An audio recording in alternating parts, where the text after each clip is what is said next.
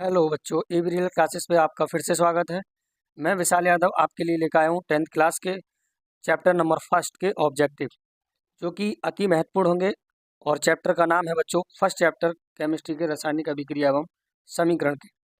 आपके लिए बहुत ही महत्वपूर्ण क्वेश्चन लेकर आया हूँ, जो कि आपकी बोर्ड एग्जाम के लिए बहुत ही ज़्यादा आपके लिए लाभदायक रहेंगे, जिससे कि आप बोर्ड एग्जाम में कोई भी क्वेश्चन नहीं छोड़ पाओगे।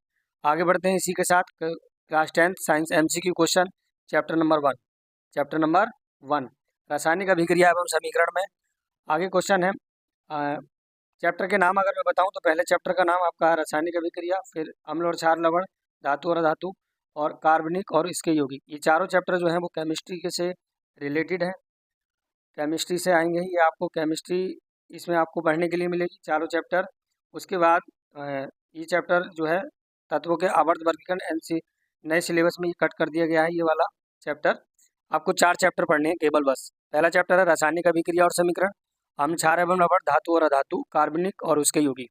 इन चारों चैप्टरों की chapter wise chapter MCQ question मैं आपको प्रोवाइड कराता रहूँगा। मेरे चैनल पे बने रहें एवी रियल क्लासेस पे, जो कि आपके लिए बहुत ही ज़्यादा एमसीक्यू जो क्वेश्चन है इस चैनल पे वो बहुत ज़्यादा ही क्या होंगे, आपके बोर्ड एग्जाम में आपको अच्छे नंबर दिलाने में सहायता प्रदान करेंगे। आगे बढ़ते हैं इसी के साथ। जिन बच्चों ने अगर मेरा चैनल सब्सक्राइब नहीं किया है वो सब्सक्राइब कर लें, लाइक करें और अपने दोस्तों के साथ शेयर करें, और जो भी अगर दिक्कत आ रही है तो कमेंट जरूर करें। आगे बढ़ते हैं इसी के साथ। पहला क्वेश्चन है स्क्रीन पर, लेड नाइट्रेट के चूर्ण को एक परखनली में लेकर गर्म करने पर भूरे रंग का धुआं उत्सर्जित होता है। यह धुआं किसका होता है? तो ऑप्शन है ऑक्सीजन का होता है, नाइट्रोजन डाइऑक्साइड का होता है, या नाइट्रोजन गैस का होता है, या फिर लेड ऑक्साइड का होता है। तो बच्चों चारों ऑप्शन में से आपको एक ऑप्शन चुनना है। तो बच्चों इसका जो राइट आंसर होगा वो राइट आंसर होगा वी। कौन सा होगा बच्चों? वी इसका राइट आंसर होगा। नाइट्रोजन डाइऑक्साइड का वो धुआं, भूरे रंग का जो धुआं होता है वो नाइट्रोजन डाइऑक्साइड का धुआं होता है। इसी के साथ आगे बढ़ते हैं अगले क्वेश्चन के। क्वेश्चन नंबर 2 में कह रहा है कि कैल्शियम कार्बोनेट, इस सूत्र का नाम क्या है बच्चों? इस सूत्र का नाम है कैल्शियम कार्बोनेट। क्या है? इस सूत्र का नाम है कैल्शियम कार्बोनेट। एरो जब ये रिएक्शन करता है तो ये कैल्शियम ऑक्साइड मतलब बिना बुझा चूना बनता है, और कार्बन डाइऑक्साइड किस प्रकार की अभिक्रिया है? ऑप्शन दे रखे हैं आपके पास। ऑप्शन में फर्स्ट नंबर पर ऑप्शन में कह रहा है कि विस्थापन अभिक्रिया है, या अपघटन अभिक्रिया है, या संयोजन अभिक्रिया है, या फिर द्विविस्थापन अभिक्रिया है। तो बच्चों याद रखना, सबसे पहली बात हम इसे समझेंगे अच्छी तरीके से। कैल्शियम कार्बोनेट, कैल्शियम कार्बोनेट जब ये टूटा तो ये दो भागों में टूटा, एक तो कैल्शियम ऑक्साइड और कार्बन डाइऑक्साइड। तो इसमें वियोजन, एक तो होता है विस्थापन और एक होता है अपघटन। टूटा, अपघटन का मतलब होता है टूटना, अपघटन का मतलब क्या होता है बच्चों? टूटना। तो एक यौगिक था कैल्शियम कार्बोनेट और दो यौगिक में टूट गया, तो इस क्रिया को क्या कहेंगे? अपघटन कहेंगे। तो इसका आंसर जो है वो कौन सा जाएगा? इसका आंसर जो राइट जाएगा वो जाएगा बच्चों बी। कौन सा जाएगा? वी इसका राइट आंसर होगा। तो आशा करता हूँ समझ में आया। अपघटन अभिक्रिया वह अभिक्रिया होती है जिसमें एक अभिकारक टूट कर एक या एक से अधिक उत्पाद का निर्माण करता है, तो वो अभिक्रिया हमारी क्या कहलाती है? वो अपघटन या फिर अपघटन या फिर वियोजन अभिक्रिया कहलाती है। उसे वियोजन भी कह सकते हैं और अपघटन भी कह सकते हैं। तो वियोजन अभिक्रिया की अगर परिभाषा आपसे पूछे तो कह देना, जब कोई एक अभिकारक, क्या बच्चों? जब कोई एक अभिकारक कौन है? Calcium carbonate. ये टूट टूट कर कितना, एक ये बना दिया और दूसरा ये बना दिया, टूट टूट कर एक या एक से अधिक अगर उत्पाद का निर्माण करता है तो वो अभिक्रिया हमारी अपघटन या फिर वियोजन कहलाएगी। तो इसका राइट आंसर जो होगा वो ऑप्शन बी होगा। तो आशा करता हूँ आपको समझ में आ गया होगा। आगे बढ़ते हैं क्वेश्चन नंबर 3 पर। क्वेश्चन नंबर 3 में कहा गया कि निम्नांकित में से कौन अपकारक है? अपकारक की बात हो रही है बच्चों। हाइड्रोजन अपकारक है, या कार्बन मोनोऑक्साइड अपकारक है, या फिर ऑक्सीजन, या फिर हाइड्रोजन सल्फाइड। तो बच्चों याद रखना, क्वेश्चन नंबर 3 का जो आंसर है वो अवकारक जो है वो कौन है? वो अवकारक है hydrogen sulphide, option number D. तीसरे क्वेश्चन का option number D right answer होगा। आगे बढ़ते हैं क्वेश्चन नंबर 4 पर। श्वसन किस प्रकार की रासायनिक अभिक्रिया है? जो हम सांस लेते हैं वो किस प्रकार की अभिक्रिया है? सभी बच्चे जानते हैं, यह एक उपचयन अभिक्रिया है। कौन सी अभिक्रिया है बच्चों? यह एक उपचयन अभिक्रिया है। कौन सी अभिक्रिया है? यह एक उपचयन अभिक्रिया है। क्वेश्चन नंबर 4 का जो राइट आंसर जो रहेगा वो ए रहेगा। आगे बढ़ते हैं इसी के साथ। अगला क्वेश्चन है क्वेश्चन नंबर 5। शरीर में भोजन का पाचन किस प्रकार की अभिक्रिया है? शरीर में भोजन का जो पाचन होता है वो किस प्रकार की अभिक्रिया है? तो अवकरण है, या ऑक्सीकरण है, या फिर उदासीनीकरण है, या फिर विद्युत अपघटन है। तो बच्चों याद रखना विद्युत अपघटन तो बिल्कुल भी नहीं होगा, क्योंकि विद्युत अपघटन किसमें, जिस अभिक्रिया में विद्युत सहायता करता हो, जिस अभिक्रिया में या किसी भी पदार्थ को विद्युत द्वारा अगर उसे तोड़ा जाता है या अपघटन कराया जाता है तो वो विद्युत अपघटन होगा। उदासीनीकरण होगा नहीं, क्योंकि उदासीनीकरण अभिक्रिया कौन सी होती है, जब अम्ल और क्षार आपस में क्रिया करते हैं तो वो उदासीनीकरण अभिक्रिया कहलाती है। मैं अम्ल और क्षार वाली वीडियो में मैंने बता रखा है पूरी तरीके से चैप्टर नंबर 2 में। उसके बाद ऑक्सीकरण होगा। क्या होगा ये अभिक्रिया जो होगी हमारी कौन सी होगी बच्चों, ऑक्सीकरण होगी। तो क्वेश्चन नंबर 5 का जो राइट आंसर होगा वो क्या होगा, बी होगा। आगे बढ़ते हैं इसी के साथ क्वेश्चन नंबर 6, निम्नलिखित में कौन ऑक्सीकारक है। ऑक्सीकारक ऑक्सीकारक वे होते हैं जो दूसरे पदार्थों को ऑक्सीकृत कर देते हैं, अपने से क्या कर देते हैं, ऑक्सीकृत कर देते हैं। तो क्वेश्चन नंबर 6 का जो राइट आंसर होगा वो ऑप्शन नंबर डी रहेगा। ऑक्सीजन ही क्या है, एक ऑक्सीकारक है। समझ में आई बात। अगला क्वेश्चन है 7 क्वेश्चन में ये कहा गया है कि भौतिक परिवर्तन कैसा है। तो फिजिकल जो चेंजिंग होती है वो अस्थायी होती है। कैसी होती है बच्चों, अस्थायी। वो कभी भी अपना रूप बदल सकती है या अनस्टेबल होती है, तो ये अस्थायी परिवर्तन होता है। तो क्वेश्चन नंबर 7 का जो राइट आंसर होगा वो ऑप्शन नंबर ए होगा। आगे बढ़ते हैं इसी के साथ बच्चों, स्क्रीन पर अगला क्वेश्चन है, निम्नांकित में से कौन ऑक्सीकरण क्रिया नहीं है। ऑक्सीकरण क्रिया नहीं है, तो बच्चों याद रखना सबसे नहीं पूछ रहा है, तो सबसे पहले क्वेश्चन को बड़ी अच्छे से पढ़ लेकर कि नहीं पूछ रहा है। तो दहन तो है, दहन तो जो है वो कैसी अभिक्रिया है बच्चों, दहन अपने आप में एक ऑक्सीकरण अभिक्रिया, क्योंकि बिना ऑक्सीजन के दहन नहीं होगा। श्वसन भी ऑक्सीकरण अभिक्रिया, भोजन का पाचन भी क्या है, ऑक्सीजन ही है, भोजन का पाचन में सहायता प्रदान करता है। मगर क्या, ऑप्शन डी जो अवक्षेपण है वो एक ऑक्सीकरण क्रिया नहीं है। इसी के साथ बच्चों क्वेश्चन नंबर 8 का जो आंसर है वो डी रहेगा। अगली बात करते हैं क्वेश्चन नंबर 9। क्वेश्चन नंबर 9 में कह रहा है कि मैग्नीशियम प्लस ऑक्सीजन, इन्होंने एक यौगिक बनाया जिसका नाम है मैग्नीशियम ऑक्साइड। यह किस प्रकार की अभिक्रिया का उदाहरण है। तो प्यारे बच्चों ध्यान दें, यहाँ पर दोबारा समझें। ऑक्सीजन ने मैग्नीशियम ने ऑक्सीजन से क्रिया करी तो मैग्नीशियम ऑक्साइड बनाया। तो इधर का अब ध्यान दें, एरो के इधर का भाग, ये एरो है, इधर का भाग क्या कहलाता है, इधर का भाग कहलाता है अभिकारक। क्या कहलाता है बच्चों, अभिकारक। इधर का भाग कहलाता है उत्पाद, इधर का भाग क्या कहलाता है, उत्पाद। तो ध्यान दें, अभिकारक में कितने आपके पास कितने यौगिक हैं, अणु हैं, 2। एक तो मैग्नीशियम और एक ऑक्सीजन, दोनों ने आपस में मिलकर एक यौगिक बनाया। तो आपस में संयोग किया, क्या किया, संयोग किया, और संयोग करने के बाद एक यौगिक बनाया। तो बच्चों याद रखना संयोजन, ये अभिक्रिया कौन सी होगी, ये अभिक्रिया संयोजन अभिक्रिया होगी, क्योंकि ये यौगिक बनाया गया। क्या बनाया गया है, इन्होंने एक यौगिक बनाया है दोनों ने, तो ये कौन सी अभिक्रिया कहलाएगी, ये अभिक्रिया कहलाएगी आपकी संयोजन अभिक्रिया। कौन सी अभिक्रिया कहलाएगी, संयोजन अभिक्रिया कहलाएगी। तो इसका राइट आंसर जो होगा क्वेश्चन नंबर 9 का जो राइट आंसर होगा वो डी रहेगा, संयोजन अभिक्रिया। वियोजन क्या होता है बच्चों, मैं बता दूं वियोजन अभिक्रिया के बारे में। किसके बारे में, वियोजन अभिक्रिया। वियोजन अभिक्रिया में वियोजन का मतलब मैंने अभी बताया था अपघटन। जब कोई एक अभिकारक टूट कर एक या एक से अधिक उत्पाद का निर्माण करता है तो वो वियोजन अभिक्रिया कहलाती है। उसके बाद दूसरी अभिक्रिया है रिडॉक्स। रिडॉक्स अभिक्रिया किसे कहते हैं, आगे भी क्वेश्चन है इसके इसी वीडियो में। रिडॉक्स अभिक्रिया कहते हैं जब किसी अभिक्रिया में ऑक्सीकरण और अपचयन एक साथ होता हो, ऑक्सीकरण और अपचयन एक साथ होता हो तो वो कौन सी अभिक्रिया कहलाएगी, वो हमारी रिडॉक्स अभिक्रिया कहलाएगी। अगर हम विस्थापन अभिक्रिया की बात करें, तीसरी अभिक्रिया है विस्थापन अभिक्रिया। तो विस्थापन अभिक्रिया वह अभिक्रिया होती है जिसमें एक अभिकारक दूसरे अभिकारक के जलीय विलयन से उसको विस्थापित कर देता है। ठीक है, जिसमें एक यौगिक मतलब एक एलिमेंट है जो दूसरे यौगिक के जलीय विलयन से उसको विस्थापित कर देता है, वो अभिक्रिया हमारी विस्थापन अभिक्रिया कहलाती है। समझ में आ गई बात। विस्थापन अभिक्रिया क्या थी, जब कोई एक यौगिक दूसरे यौगिक के उसके जलीय विलयन से उसको विस्थापित कर देता है तो वो हमारी विस्थापन अभिक्रिया कहलाती है। आगे बढ़ते हैं इसी के साथ, अगला क्वेश्चन जो है question number 10। Question number 10 screen पर क्वेश्चन नंबर 10 है, अंगूर का किण्वन करना एक रासायनिक परिवर्तन है, एक भौतिक परिवर्तन है। ऑप्शन सी में दे रखा ए और बी दोनों है। ऑप्शन सी में कह रहा है ए और बी दोनों है या इनमें से कोई नहीं। तो मेरे प्यारे बच्चों ध्यान दें, पहले ऑप्शन अच्छी तरीके से देख लेगा। रासायनिक परिवर्तन, अंगूर का किण्वन करना एक क्या है, एक रासायनिक परिवर्तन है, रासायनिक परिवर्तन है। ठीक है बच्चों, राइट आंसर होगा क्वेश्चन नंबर 10 का जो राइट आंसर होगा वो ऑप्शन ए होगा। आगे बढ़ते हैं इसी के साथ 11 क्वेश्चन नंबर 11, लेड नाइट्रेट तथा पोटेशियम आयोडाइड के विलयन को मिलाने पर क्या कह रहा है क्वेश्चन में कह रहा है लेड नाइट्रेट तथा पोटेशियम आयोडाइड। लेड नाइट्रेट का सूत्र होता है PbNO3 का होल ट्वाइस, PbNO3 का होल ट्वाइस और प्लस पोटेशियम आयोडाइड। उसके बाद विलयन को मिलाने पर अपक्षेप बनता है। तो याद रखना एक कैसे श्वेत कलर का बनता है, भूरे कलर का बनता है, या नीले कलर का बनता है, या पीले कलर का बनता है। तो 11 जो क्वेश्चन है उसका जो राइट आंसर होगा बच्चों याद रखना वो पीले कलर का बनता है। किस कलर का बनेगा, वो पीले कलर का आपको बन जाएगा। ठीक है बच्चों, आगे बढ़ते हैं क्वेश्चन नंबर 12। 12 क्वेश्चन है, निम्नलिखित में से कौन रेडॉक्स अभिक्रिया, अभी मैंने बात बताई थी रेडॉक्स अभिक्रिया क्या होती है, वह अभिक्रिया जिसमें ऑक्सीकरण और अपचयन एक साथ होता हो। तो इसमें एक ही अभिक्रिया है, कौन सी, ऑप्शन ए। ऑप्शन ए जो है वो राइट आंसर रहेगा। वो क्या है, एक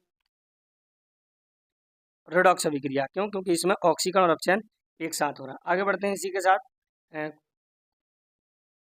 अगला क्वेश्चन है 30। कॉपर चूर्ण को वायु में गर्म करने पर उसके सतह पर कॉपर ऑक्साइड की एक परत जम जाती है, इस परत का रंग कैसा होता है।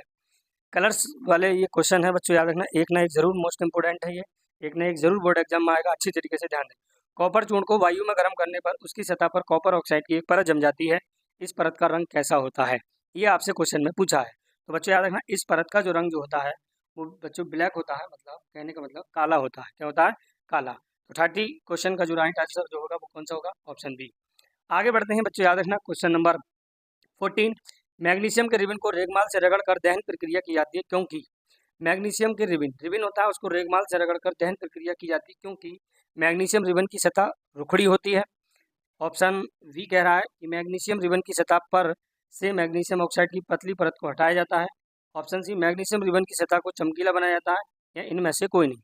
बच्चों याद रखना, इनमें से अच्छी तरीके से तुम्हें दोबारा ऑप्शन पढ़ने, मैग्नीशियम रिबन की सतह रुखड़ी होती है, तो याद रखना ये तो कोई बात नहीं है। मगर ऑप्शन बी जो जा रहा है वो राइट है। देखो ध्यान से पढ़ें, ध्यान से पढ़ेंगे अगर ऑप्शन को तो वो खुद बता देगा। मैग्नीशियम रिबन की सतह पर से मैग्नीशियम ऑक्साइड की पतली परत को हटाया जाता है। तो ऑप्शन क्या रहेगा, ऑप्शन इसका बी राइट आंसर रहेगा। आशा करता हूँ समझ में आ गया होगा बच्चों। अगला क्वेश्चन है 50 क्वेश्चन। 50 क्वेश्चन है, नमक के घोल में सिल्वर नाइट्रेट का घोल डालने पर दही जैसा अपक्षेप उत्पन्न होता है, यह कौन सी अभिक्रिया है। नमक के घोल में सिल्वर नाइट्रेट, नमक के घोल में सिल्वर नाइट्रेट, तो सिल्वर नाइट्रेट का सूत्र होता है AgNO3 प्लस NaCl, तो ये बन जाएगा AgCl और ये बन जाएगा सोडियम नाइट्रेट, NaNO3 और प्लस के NaCl। तो याद रखना अब क्या हुआ, ध्यान से सुनेंगे, ध्यान से सुनेंगे। सोडियम ने इस वाले विलयन से सोडियम क्लोराइड में जो सोडियम है, सिल्वर नाइट्रेट में जो सिल्वर है, तो सोडियम ने सिल्वर को विस्थापित करके किससे क्रिया कर ली, नाइट्रेट को बना लिया, और जब विस्थापित कर दिया तो बच्चों याद रखना अब ऑप्शन में जहाँ कौन सी अभिक्रिया आई है, विस्थापन। कौन सी अभिक्रिया आई है, ये बच्चों विस्थापन अभिक्रिया। कौन सी अभिक्रिया है ये आपकी विस्थापन अभिक्रिया है, क्योंकि याद रखना सोडियम ने सिल्वर नाइट्रेट के विलयन से सिल्वर को विस्थापित कर दिया, हटा दिया, तो इस अभिक्रिया को विस्थापित अभिक्रिया कहते हैं। अब क्यों हटा दिया बच्चों, याद रखना, तो इलेक्ट्रोकेमिकल सीरीज वैद्युत रासायनिक श्रेणी या सक्रियता श्रेणी जिसे बोलते हैं, उसमें जो है वो सिल्वर का स्थान सोडियम से नीचे स्थित है। कहाँ है, नीचे, और ऊपर वाले तत्व नीचे वाले तत्वों को उन्हीं के विलयन से विस्थापित कर देते हैं। इसे ही क्या कहते हैं बच्चों, इसे कहते हैं विद्युत रासायनिक श्रेणी की परिभाषा। आगे बढ़ते हैं, मैग्नीशियम के दहन के फलस्वरूप मैग्नीशियम ऑक्साइड प्राप्त किया जाता है, तो इस ऑक्साइड का रंग कैसा हो जाता है। जो दोबारा बता रहा हूँ, रंग के क्वेश्चन बहुत ज़्यादा पूछे आ रहे हैं और पूछे जाते हैं, तो याद रखना इसका रंग जो जाता है वो उजला हो जाता है। आगे बढ़ते हैं इसी के साथ, क्वेश्चन नंबर 17। जिस अभिक्रिया में अपक्षेप का निर्माण होता है उस अभिक्रिया को क्या कहा जाता है। तो आपसे याद रखना विस्थापन अभिक्रिया, तो देखो अवक्षेप, ध्यान दें, अवक्षेप और अवक्षेप। तो क्वेश्चन नंबर जो 17 है इसका जो आंसर ठीक रहेगा वो क्या होगा, वो आपका बी रहेगा। क्या रहेगा वो, ऑप्शन बी रहेगा, राइट आंसर होगा। आगे बढ़ते हैं इसी का 80। निम्नलिखित में से कौन ऑक्सीकारक नहीं हो सकता है, ऑक्सीकारक की बात कर रहे हैं, तो बच्चों याद रखना इसमें ऑप्शन ए जो है वो ऑक्सीकारक नहीं हो सकता, क्योंकि ऑक्सीकारक ये ऑक्सीकृत नहीं करता। आगे बढ़ते हैं इसी के साथ, अगला क्वेश्चन है 19। रासायनिक समीकरण अभिक्रिया है किसकी है। रासायनिक समीकरण अभिक्रिया संक्षिप्त रूप है, सांकेतिक रूप है, या पूर्ण रूप है, या इनमें से कोई नहीं। तो बच्चों याद रखना यह एक संक्षिप्त रूप है, पूरी तरीके से संक्षिप्त रूप है। क्वेश्चन नंबर जो 19 का जो आंसर है वो बच्चों ऑप्शन ए रहेगा। आगे बढ़ते हैं इसी के साथ, क्वेश्चन नंबर 20। संगमरमर का रासायनिक सूत्र है, बच्चों याद रखना ये मैं कई बार बता चुका हूँ आपको, चैप्टर नंबर 2 अम्ल क्षार और लवण में भी मैंने बताया है। तो संगमरमर हो या वो चूना पत्थर हो या फिर खड़िया हो, उन सभी का सूत्र जो होता है वो कैल्शियम कार्बोनेट होता है। आगे बढ़ते हैं इसी के साथ, क्वेश्चन नंबर 21। क्वेश्चन नंबर 21 में कहा गया है निम्नांकित में कौन ऑक्सीकारक नहीं है, ऑक्सीकारक नहीं है। तो बच्चों याद रखना यहाँ पर जो ऑप्शन 21 का जो राइट आंसर होगा वो ऑप्शन डी जो रहेगा वो सही रहेगा। क्यों? क्योंकि याद रखना ऑप्शन डी में आपका अवक्षेपण एक ऑक्सीकारक नहीं है, और बाकी दहन भी है, श्वसन भी है, भोजन का पाचन भी एक ऑक्सीकारक क्रिया है। आगे बढ़ते हैं 22 क्वेश्चन। अगर किसी रासायनिक अभिक्रिया में हाइड्रोजन का अनुपात बढ़ जाए या ऑक्सीजन का अनुपात घट जाए तो ऐसी अभिक्रिया क्या कहलाती है? तो 21 का जो राइट आंसर होगा वो बच्चों ऑप्शन सी रहेगा, क्योंकि वो क्या कहलाएगी? वो एक अपचयन अभिक्रिया कहलाएगी। क्योंकि याद रखना अपचयन का मतलब क्या होता है, अपचयन अभिक्रिया होती क्या है, इसकी परिभाषा क्या है? तो मैं बता दूं आपको, अपचयन अभिक्रिया वह अभिक्रिया होती है जिसमें ऑक्सीजन की तो वृद्धि सॉरी अपचयन अभिक्रिया वह अभिक्रिया होती है जिसमें हाइड्रोजन की वृद्धि मतलब हाइड्रोजन का बढ़ जाना और ऑक्सीजन की घट जाना मतलब ऑक्सीजन की कमी, तो वो अपचयन अभिक्रिया कहलाती है। ऑक्सीकरण जो होती है वो इसकी उल्टी होती है। ऑक्सीकरण अभिक्रिया वह अभिक्रिया होती है जिसमें ऑक्सीजन की वृद्धि और हाइड्रोजन की कमी। अब इसका ही उल्टा अगर कर दें तो वो कहलाएगी अपचयन अभिक्रिया। अपचयन अभिक्रिया में कहा गया है कि हाइड्रोजन की वृद्धि और ऑक्सीजन की कमी, तो वो कहलाएगी हमारी अपचयन। तो क्वेश्चन में यही तो बात कही थी, क्वेश्चन में कहा था हाइड्रोजन का अनुपात बढ़ जाए और ऑक्सीजन का घट जाए, तो हाइड्रोजन का बढ़ना, हाइड्रोजन की वृद्धि और ऑक्सीजन की कमी, वो अभिक्रिया अपचयन अभिक्रिया कहलाती है। राइट आंसर क्लियर, समझ में आ गई बात? आगे बढ़ते हैं 23। सूर्य के प्रकाश की उपस्थिति में पौधे कार्बन डाइऑक्साइड और जल से अपना भोजन मतलब ग्लूकोज तैयार करते हैं, तो ये निम्न में से कौन सी अभिक्रिया है? तो बच्चों याद रखना ये किसकी उपस्थिति में। सबसे पहले सुनो, पहले क्वेश्चन सुनो। क्वेश्चन में ये कहा गया किसकी उपस्थिति? तो उपस्थिति है प्रकाश की। तो बताना ये प्रकाशिक रासायनिक अभिक्रिया नहीं कहलाएगी, क्या कहलाएगी? प्रकाशिक रासायनिक। तो ऑप्शन आपका 23 का जो है वो डी राइट आंसर होगा। आगे बढ़ते हैं इसी के साथ 24। निम्नांकित में से कौन सूर्य प्रकाश अपघटित हो जाता है? निम्नांकित में से कौन सूर्य प्रकाश अपघटित हो जाता है मतलब टूट जाता है? तो बच्चों याद रखना इसका जो राइट आंसर जो होगा वो राइट आंसर होगा सिल्वर ब्रोमाइड। सिल्वर ब्रोमाइड ही क्या है बच्चों? याद रखना ये प्रकाश की उपस्थिति में अपघटित हो जाता है मतलब टूट जाता है। आगे बढ़ते हैं इसी के साथ, अगला क्वेश्चन है 25। 25 क्वेश्चन में ये कहा गया चूना पत्थर को ऊष्मा देने पर कैल्शियम ऑक्साइड और कैल्शियम कार्बन डाइऑक्साइड प्राप्त होता है, इस अभिक्रिया को कहते हैं। चूना पत्थर को ऊष्मा देने पर कैल्शियम ऑक्साइड और कैल्शियम कार्बन डाइऑक्साइड प्राप्त होता है, इस अभिक्रिया को कहते हैं। तो ध्यान दें, चूना पत्थर मतलब कैल्शियम, ये देखो घुमा के, और ये तुम्हें अभी मैंने सोल्व भी करा है। कैल्शियम कार्बोनेट चूना पत्थर है, एक तो ये बन गया, ये अभी रिएक्शन मैंने पिछले भी बताई थी, और एक ये। तो ये अभिक्रिया बच्चों मैंने बताया था एक अभिकारक था जिसमें से कितने? दो उत्पाद बने। कितने उत्पाद बने बच्चों? दो, एक तो CaO और एक कार्बन डाइऑक्साइड।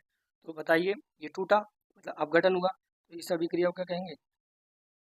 इस अभिक्रिया को मतलब अपघटन का मतलब वियोजन अभिक्रिया, क्या कहेंगे? वियोजन अभिक्रिया कहेंगे। तो 25 का जो राइट आंसर होगा वो सी होगा।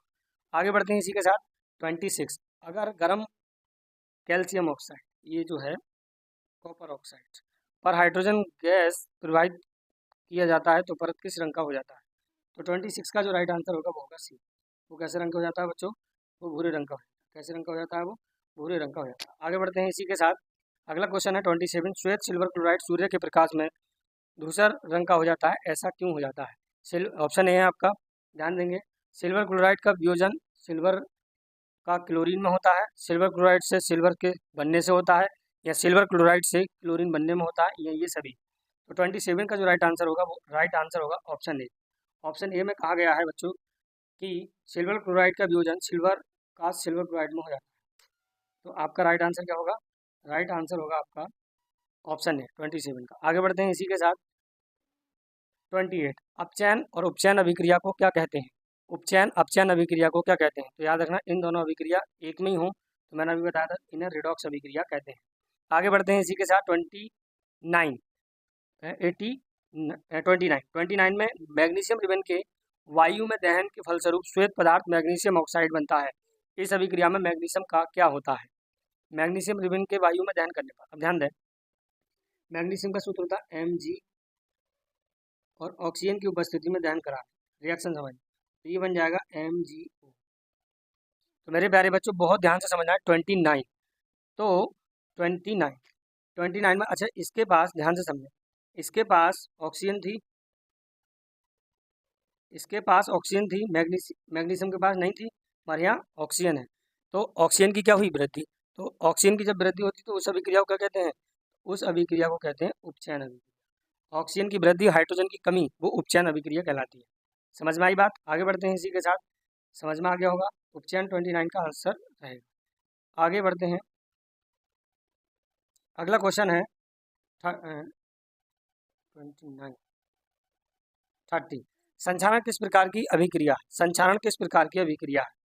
तो संचारण की अगर बात करें तो अब उपचयन अभिक्रिया, संचारण का मतलब होता है किसी चीज को खराब कर देना, अपक्षेपण, संयोजन या उपचयन। तो 30 जो क्वेश्चन है उसका जो राइट आंसर होगा वो डी, उपचयन अभिक्रिया। कौन सी अभिक्रिया है बच्चों? उपचयन, ये डी इसका राइट आंसर होगा। आगे बढ़ते हैं इसी के साथ 31। मैग्नीशियम रिबन का वायु में दहन एक क्या है? बताइए। मैग्नीशियम रिबन का वायु में दहन एक है, भौतिक परिवर्तन है या कोई परिवर्तन नहीं है, कोई अभिकारक नहीं है या रासायनिक परिवर्तन है? तो बच्चों याद रखना 31 में आपके पास दो ही है, एक तो भौतिक परिवर्तन है, एक रासायनिक। ये तो बस बेवकूफ़ बनाने के लिए ऑप्शन दे दिए गए। तो बच्चों याद रखना ये एक केमिकल परिवर्तन है, मतलब रासायनिक परिवर्तन है। समझ में आई बात? आगे बढ़ते हैं 32। प्राकृतिक गैस का दहन किस प्रकार की अभिक्रिया है? प्राकृतिक गैस का दहन किस प्रकार की अभिक्रिया? दहन याद रखना, संयोजन अभिक्रिया, अपघटन अभिक्रिया, ऊष्माक्षेपी अभिक्रिया या फिर विघटन अभिक्रिया। तो 32 का जो राइट आंसर होगा वो ऑप्शन सी रहेगा। इसमें जो है वो क्या है, एक ऊष्माक्षेपी अभिक्रिया है। कौन सी अभिक्रिया? ऊष्माक्षेपी, क्योंकि प्राकृतिक गैस का दहन होगा तो इसमें से ऊष्मा निकलेगी। अब मैं तुम्हें ऊष्माक्षेपी अभिक्रिया की परिभाषा बता दूं तो ऊष्माक्षेपी अभिक्रिया वह अभिक्रिया होती है जिसमें अभिक्रिया के फलस्वरूप ऊष्मा इंक्रीज होती है, मतलब बाहर निकलती है, तो वो ऊष्माक्षेपी अभिक्रिया कहलाती है।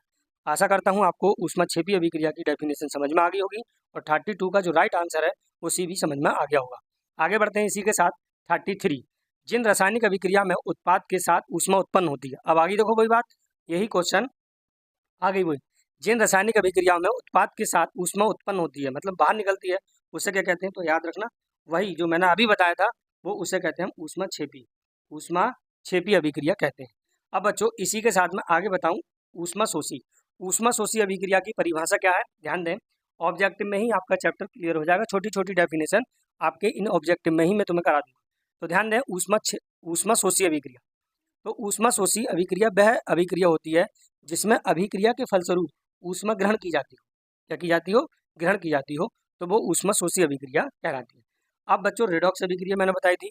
रेडॉक्स अभिक्रिया की परिभाषा जो है वो ये है, वह अभिक्रिया जिसमें अभिक्रिया के फलस्वरूप वह अभिक्रिया जिसमें उपचयन और अपचयन एक ही साथ हो, ऑक्सीकरण और अपचयन एक साथ होते हैं, वह अभिक्रिया रेडॉक्स अभिक्रिया कहलाती है।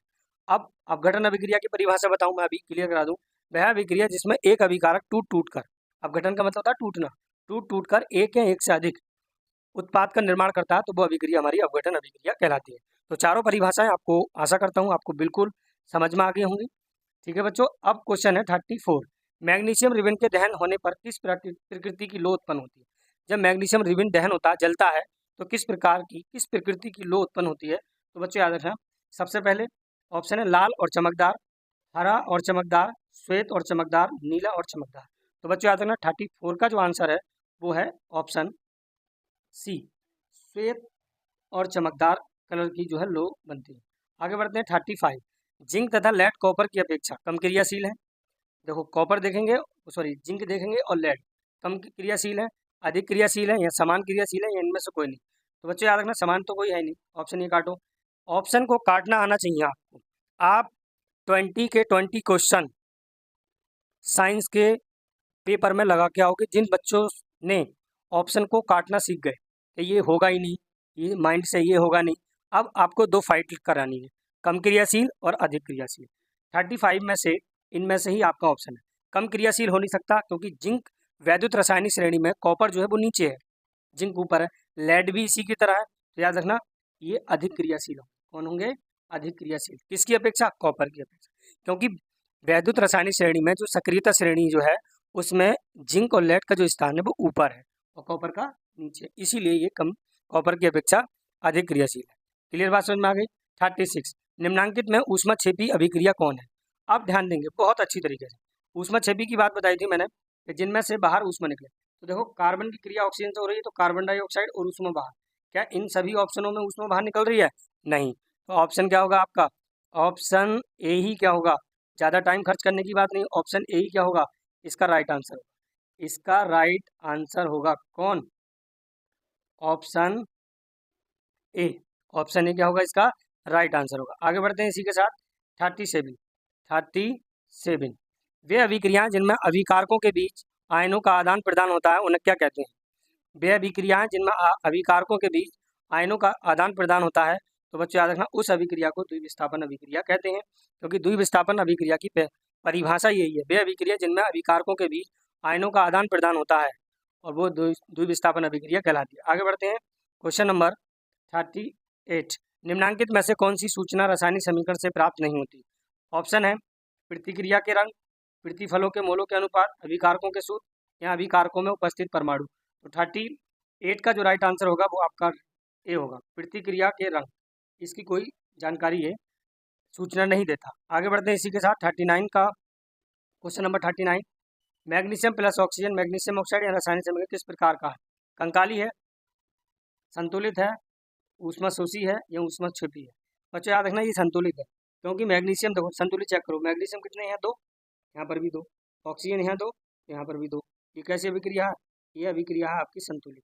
राइट आंसर 39 का क्या होगा? ऑप्शन बी होगा। क्या होगा? ऑप्शन बी होगा, राइट आंसर होगा। आगे बढ़ते हैं 40। बेरियम हाइड्रोक्साइड और अमोनियम क्लोराइड को 2:1 कितने अनुपात में? 2:1 के अनुपात में मिलाने पर पात्र ठंडा हो जाता है, तो ये किस अभिक्रिया का उदाहरण? ऊष्माक्षेपी, ऊष्माशोषी, संयोजन या अपघटन? तो प्यारे बच्चों ध्यान दें, ऊष्माशोषी कौन सा है? राइट आंसर इसका क्या होगा? ऊष्माशोषी इसका राइट आंसर होगा। आगे बढ़ते हैं इसी के साथ 41 में कह रहा है कि फेरिक ऑक्साइड की क्रिया एल्युमिनियम से कराने पर एल्युमिनियम ऑक्साइड और Fe यह अभिक्रिया किस प्रकार की? संयोजन, द्विविस्थापन, वियोजन या विस्थापन? तो बच्चों याद रखना, एल्युमिनियम ने Fe को क्या कर दिया? विस्थापित कर दिया। एल्युमिनियम ने क्या काम करा? दोबारा मैं बताता हूँ, एल्युमिनियम ने ऑक्सीजन से क्रिया करके Fe को क्या कर दिया? यहाँ विस्थापित कर दिया। ये कौन सी अभिक्रिया कहलाएगी? ये क्रिया कहलाएगी विस्थापन अभिक्रिया। 41 का राइट आंसर होगा ऑप्शन डी। आगे बढ़ते हैं इसी के साथ 42। किसी अभिक्रिया में भाग लेने वाले पदार्थ क्या कहलाते हैं? किसी अभिक्रिया में भाग लेने वाले पदार्थ क्या कहलाते हैं? ऑक्सीकारक कहलाते हैं, अवकारक कहलाते हैं या फिर अभिकारक कहलाते हैं? या ऑप्शन प्रतिफल कहलाते हैं। ऑक्सीकारक, अवकारक या अभिकारक या प्रतिफल? तो 42 का जो राइट आंसर होगा वो राइट आंसर होगा अवकारक। क्या होगा? अवकारक कहलाते हैं। क्या कहलाते हैं? अवकारक। राइट। आगे बढ़ते हैं इसी के साथ 43 क्वेश्चन है, निम्नांकित में से कौन सही नहीं है? आपको बताना है कौन सा सही नहीं है। ऑक्सीकरण और अपकरण साथ साथ होते हैं, ऊष्माक्षेपी अभिक्रिया में ताप का शोषण होता है। दहन, आगे बढ़ेंगे, ऑक्सीकरण और अपकरण साथ साथ होते हैं, हो सकते हैं, होते हैं, जिसे रेडॉक्स अभिक्रिया कहते हैं। 43 की बात बता रहे हैं हम, ऊष्माक्षेपी अभिक्रिया में ताप का अवशोषण होता है। बस यही पकड़ लो बात, ऊष्माक्षेपी में नहीं होता है ताप का शोषण। शोषण का मतलब ग्रहण करना, मगर किसमें होता है? वो ऊष्माशोषी में होता है। तो आप यही बात समझ गए होंगे। तो ये गलत है, ऑप्शन बी इसका राइट आंसर होगा, क्योंकि हमें बताना है कि नहीं है। ठीक है, क्या आंसर होगा? ऑप्शन बी इसका राइट आंसर होगा। आगे बढ़ते हैं इसी के साथ, अगला क्वेश्चन है स्क्रीन पर आपकी 44 में कहा गया अभिक्रिया copper oxide plus hydrogen arrow copper और वाटर में किसका अपचयन होता है और किसका नहीं? अपचयन की बात करेंगे। किसकी बात करेंगे? अपचयन की। देखो यहाँ पर कॉपर के पास ऑक्सीजन थी और यहाँ पर ऑक्सीजन नहीं है, हाइड्रोजन के पास यहाँ ऑक्सीजन नहीं है और यहाँ ऑक्सीजन है। तो ध्यान देंगे 44 का जो आंसर होगा वो ऑप्शन बी होगा। इसमें कॉपर ऑक्साइड का क्या हुआ? अपचयन हुआ, क्योंकि उसमें ऑक्सीजन में कमी आई है। तो वे अभिक्रिया जिसमें हाइड्रोजन की वृद्धि और ऑक्सीजन की कमी, तो वो अभिक्रिया कहलाती है अपचयन। तो यहाँ पर कॉपर के पास ऑक्सीजन थी, यहाँ नहीं थी, ऑक्सीजन की कमी आई, तो वो अभिक्रिया क्या कहलाएगी? वो कहलाएगी अपचयन। तो अपचयन किसका हुआ? कॉपर ऑक्साइड का हुआ। आगे बढ़ते हैं इसी के साथ 45 वह अभिक्रिया जिसमें 2 या 2 से अधिक ऑक्सीकारक मिलकर एकल उत्पाद का निर्माण करते हैं उसे कहते हैं। दोबारा पढ़ेंगे बहुत अच्छे से, वह अभिक्रिया जिसमें 2 या 2 से अधिक ऑक्सीकारक मिलकर एकल उत्पाद का निर्माण करते हैं, तो ऐसी अभिक्रिया को हम क्या कहते हैं? तो बच्चे याद रखना, वह अभिक्रिया जिसमें 2 या 2 से अधिक अभिकारक आपस में मिलकर अगर एकल उत्पाद का निर्माण करते हैं तो उस अभिक्रिया को कहते हैं संयोजन अभिक्रिया। संयोजन का मतलब होता है 2 या 2 से जुड़े, संयोग किया और करने के बाद एक उत्पाद बना दिया, तो वो कहलाएगी आपकी संयोजन अभिक्रिया। आगे बढ़ते हैं इसी के साथ 46 जब अभिकर्मक टूटकर छोटे छोटे उत्पाद उत्पन्न करते हैं तो इस अभिक्रिया को क्या कहते हैं? अभिकर्मक मतलब अभिकारक, एक अभिकारक टूट कर 2 या 2 से बना है, तो इस अभिक्रिया को हम क्या कहेंगे? वियोजन कहेंगे। देखो आंसर वही है मगर घुमाकर। देखो बोर्ड एग्जाम का मतलब या कोई भी एग्जाम का मतलब जो होता है वो यही होता है कि क्वेश्चन तो वही होते हैं जो हमने पढ़े होते हैं, मगर वो घुमाता है, क्वेश्चनों में क्या करता है? घुमाता है। अगर वो घूमना अगर बच्चा सीख गया कि किस तरीके से लैंग्वेज में पूछ रहा है, तो यहाँ कह रहा है जब अभिकारक टूट कर छोटे छोटे उत्पाद बनाता है, तो एक अभिकारक होगा ना, तो वो एक अभिकारक टूटेगा तो एक या एक से अधिक टूटेगा, दो बनाएगा, तीन बनाएगा, तो वो एक टूटेगा तो एक बनाएगा, दो बनाएगा, तो उसको क्या हो जाएगा, वियोजन होगा। वियोजन का मतलब टूट जाएगा। तो 46 का जो राइट आंसर होगा वो ऑप्शन ए होगा। क्लियर बात समझ में आई? आगे बढ़ते हैं इसी के साथ। 47 की बात करें तो निम्नांकित में से कौन सी अभिक्रिया के युग्म हमेशा साथ साथ होते हैं? संयोजन और विघटन के, संयोजन और विस्थापन के, ऑप्शन आपका संयोजन और विघटन के, संयोजन और विस्थापन के, अपक्षेपण और विस्थापन के, या फिर उदासीनीकरण और विस्थापन के। तो 47 का राइट आंसर होगा। तो याद रखना इसके जो होते हैं वो उदासीनीकरण और विस्थापन ही वो हमेशा साथ साथ रहते हैं, युग्म जो रहते हैं वो हमेशा साथ साथ रहते हैं। आगे बढ़ते हैं 49। कॉपर सल्फेट के घोल में लोहे चूर्ण डालने पर क्या पृथक होता है? कॉपर सल्फेट के घोल में अगर हम कॉपर सल्फेट का अगर बात करें तो सूत्र होता है CuSO4 प्लस Fe की बात करें तो Fe। तो Fe क्या काम करेगा? कॉपर को बाहर कर देगा। कॉपर को क्या कर देगा? बाहर कर देगा। ये रिएक्शन मैं यहाँ पर बता दे रहा हूँ आपको, इधर आके बता दे रहा हूँ। तो ये बन जाएगा FeSO4। क्या बन जाएगा? FeSO4 और प्लस कॉपर बाहर। तो क्या कॉपर सल्फेट के घोल में लोहे का चूर्ण डालने पर क्या पृथक होता है? तो ध्यान दें क्या पृथक होगा? कॉपर होगा। क्या होगा? कॉपर पृथक हो जाएगा, अलग क्या हो जाएगा? कॉपर। तो 49 का जो राइट आंसर होगा वो ऑप्शन हमारा ए रहेगा। आगे बढ़ते हैं इसी के साथ 50। सल्फर डाइऑक्साइड गैस अभी ऑक्सीकारक है अथवा अपकारक है? बताना है। सल्फर डाइऑक्साइड गैस ऑक्सीकारक है अथवा अपकारक है? तो याद रखना इसका ऑप्शन दोनों रहेगा, ये ऑक्सीकारक भी है और अपकारक है। तो ऑप्शन ए और बी दोनों जाएंगे यहाँ पर। राइट आंसर इसका ये होगा।